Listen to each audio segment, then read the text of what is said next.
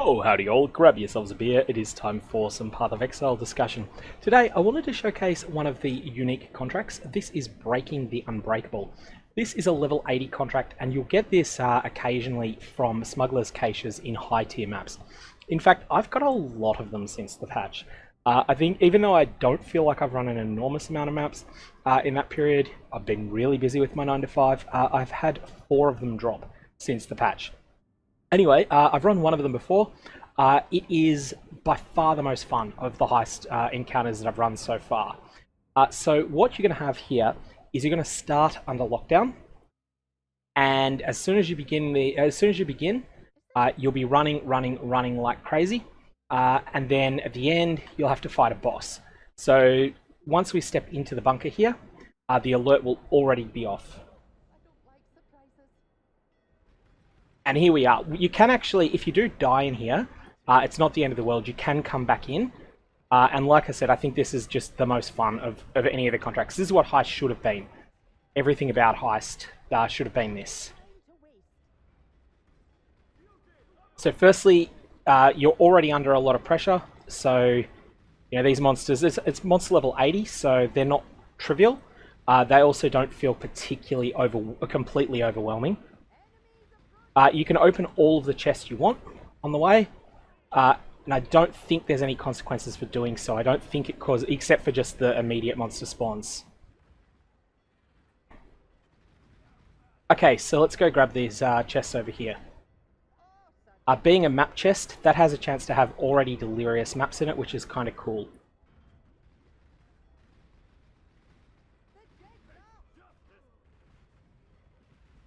It just results in you getting maps that probably otherwise you wouldn't exist because you wouldn't put that combination of delirium orbs on a map.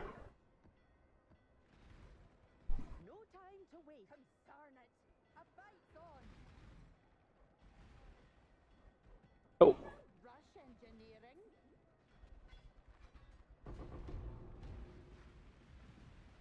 So we got a enchanted helmet. I'll have to look at that at the end. Oh. Yikes, that was severe bad play there, getting hit that badly. That was my own fault. I underestimated the monsters that would be there when I turned the corner. So this is my Glacial Cascade Miner. I'm still really squishy, and that's just out of sheer laziness. I just haven't got around to upgrading defensive gear. Really need to get myself just additional sources of dodge. Mainly. Dodge or spell dodge, one or the other.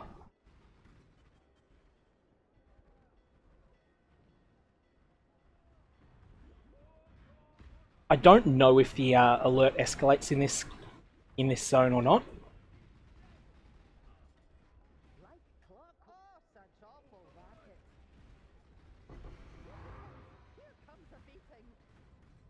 So incoming monsters again, of course.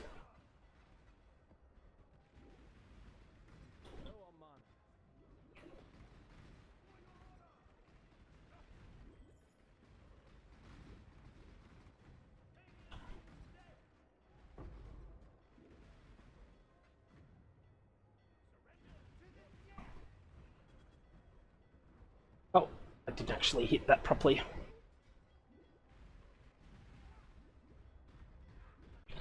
Oh, that's one of the most dangerous things to see in here is a Lightbearer monster, one of the tankier rares. Be extreme respect for those, they're really dangerous in any heist.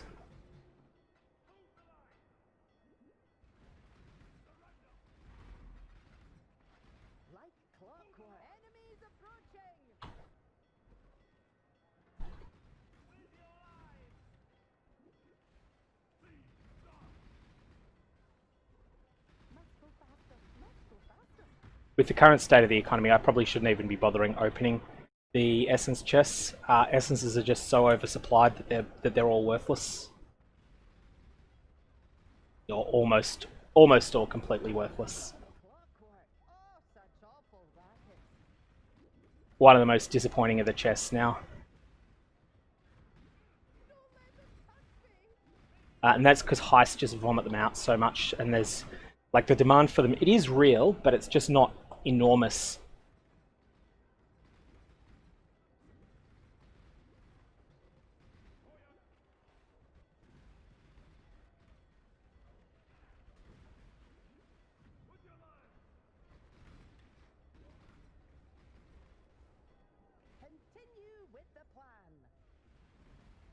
As always, round the corner strategies, just line of sight where possible to neutralize monsters, and we're going to have a very dangerous boss fight when we get to the end.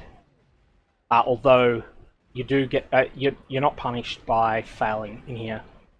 I mean, you die, you suffer all the consequences of death, you lose the XP, but you can come straight back in and you can pick up your loot again.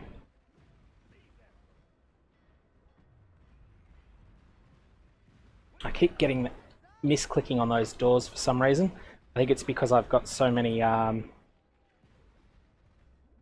things on the screen that I can click on.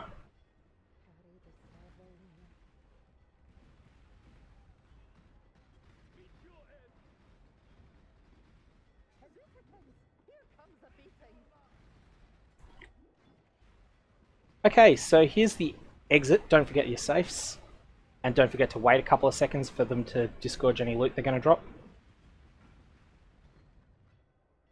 which wasn't very much.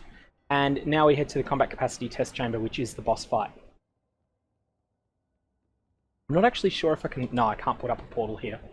If I was to die on this boss, which I probably will because I don't actually know all of his moves that well, then I'll have to redo the start. Now, so just to know what to expect here, it's pretty similar to the Synthesis Unique map bosses, not the Cortex, but the lesser ones. And when it has one of its tantrums, its spinny tantrum, you want to get close to it. So in that sense, it's actually a lot like Malformation Piety or Act 4 Piety. And when that special attack goes off, you want to be close to it. I definitely don't have the hit points or defenses to face tank any of its bigger hits. It is tanky too. It's got a lot more hit points than a tier 16 boss does.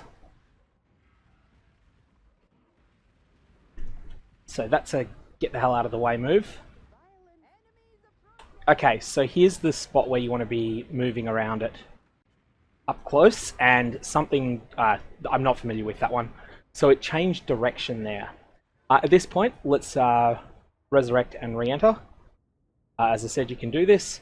You do have to fight your way back, but it's a lot easier the second time because you're not looting everything.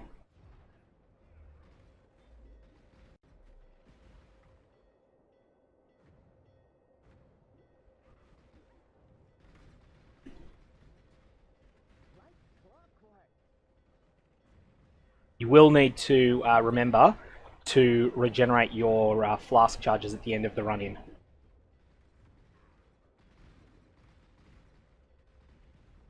I think as any veteran player knows, flasks in this game are pretty bonkers powerful, and so you want to have them available for the start of the fight.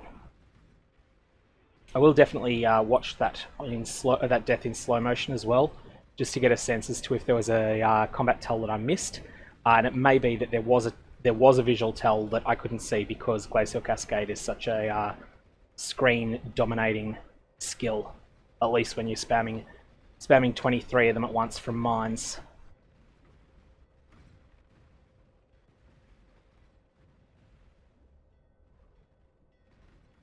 There are 3 of these unique contracts as well, but breaking the Unbreakable is the one that's dropped a lot for me. Your luck may vary. I don't know if there's any difference in rarity between them.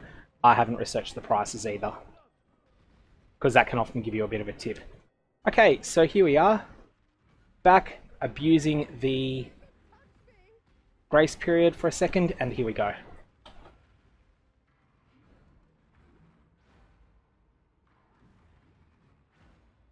What's happened? I've hit X.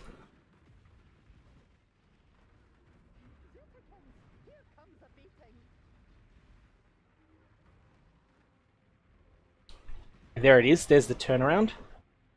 So it is actually just part of his normal move that he turns around. I need to get some life leeching happening here because I've taken a lot of damage. And I've run out of flasks at the same time. Bad mix. Something big hit me there, and I'm not sure what it was.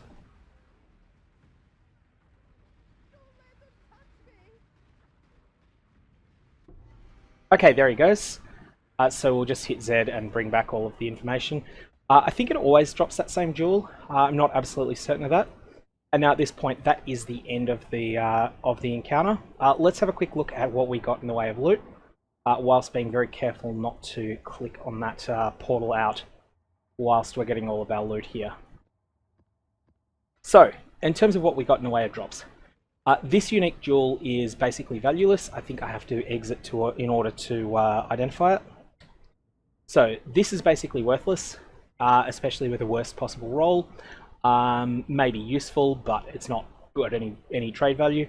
A bunch of essences are basically worthless. 4 chaos, that almost pays for the map. 3 awakened sextants, that does pay for it with the chaos. Then you got the Val orb, you got a bunch of chisels, you got some other crap. Cremation damage, I think that's actually quite good, but it's a low item level, so it's not going to be particularly valuable. Heaps of maps, as is to be expected, none of which are already delirious. So basically, it's not, at least that run was not super lucrative. However, it is just a lot of fun, that contract. Highly recommend. If you've got a character that's capable of doing tier 16 content, and you haven't already given that map a go, definitely trade for one and give it a go. They seem to be available for 6 or 7 chaos at the moment, and it's just a lot of fun. It's what Heist, it's what everything about Heist should have been. Anyways, I'm going to leave it there. I hope you have a good one.